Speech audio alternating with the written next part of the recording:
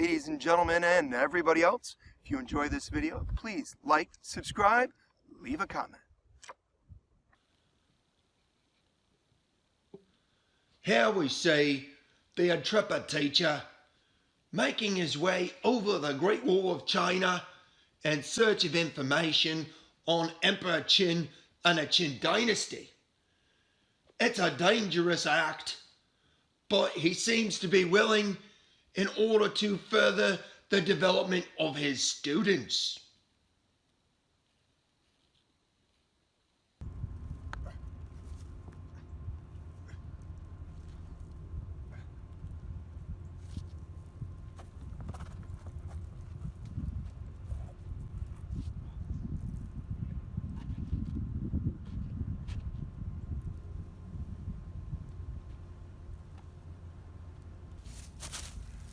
It's the Global History Show with Mr. Benjamin. This episode, Emperor Qin and the Qin Dynasty. Yee-hoo!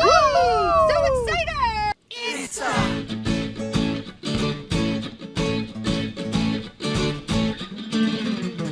Global History Show. Learning targets book for this episode. Book. I can describe book the mandate book of heaven and the dynastic cycle. Book. I can evaluate actions taken by Emperor Qin Shi Huangdi. I can describe positive and negative aspects of the building of the Great Wall of China. The Shang were the first ruling clan in Chinese history.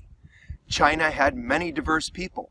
The Shang kingdom was centered in the Huanghe River Valley and later extended south to the Yangtze River Valley. In 1028 BCE, the Zhou overthrew the Shang and claimed the Mandate of Heaven. The Mandate of Heaven is when the gods support the authority of the ruling dynasty. It is roughly the same as the divine right of kings concept in European history. The dynastic cycle is used to describe the rise and fall of dynasties or ruling families in China, and it includes the Mandate of Heaven. A new dynasty rules for the good of the people, bringing peace, protecting the people, building roads and canals, and redistributing the land to the peasants. The ruler claims the Mandate of Heaven. As time passes, the dynasty overtaxes the people, allows invasion or bandits within the empire. The old dynasty neglects the roads and canals. The people are treated unfairly. This poor leadership gives rise to evidence that the dynasty has lost the support of the gods. The peasants revolt, invaders attack the empire, bandits terrorize and rob. Finally, natural disasters occur. Floods, earthquakes, disease outbreaks, etc. All signs the Mandate of Heaven has been lost. A new dynasty rises to overthrow the old corrupt dynasty and claim the Mandate of Heaven. The Zhou gave land to their supporters in a political system called feudalism. In feudalism, land is given to nobles who then owe their loyalty to the ruler. The nobles run the territory granted to them. The farmers work the land owned by the nobles.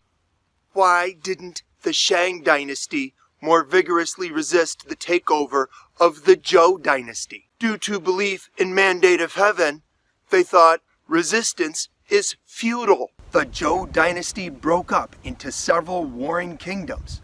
The Zhou Dynasty is referred to as the Warring Period, as competing warlords take territory back and forth. They would pillage farms and abduct young men into their armies. And worse.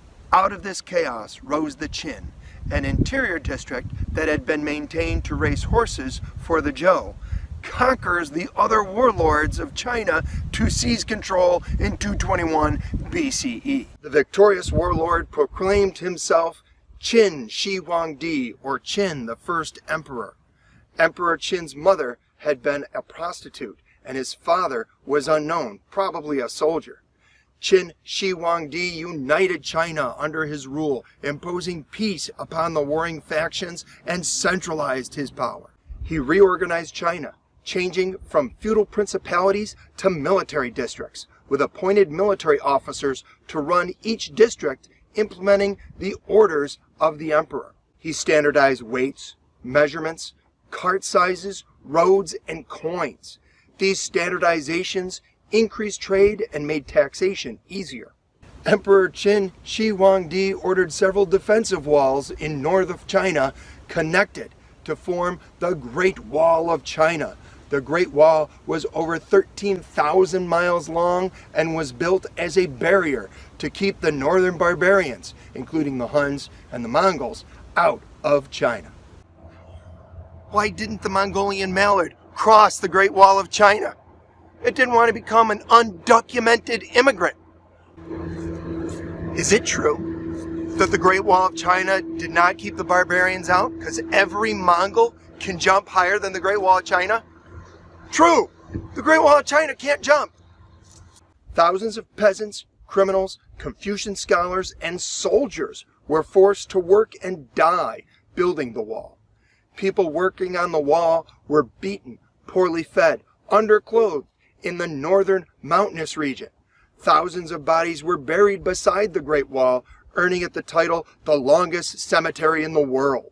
Emperor Qin became increasingly paranoid following assassination attempts. He sought immortality and employed alchemists and wizards to make him magic potions that would make him live forever. Ironically, many of these magic potions included mercury, a toxic substance that poisoned the emperor, killing him.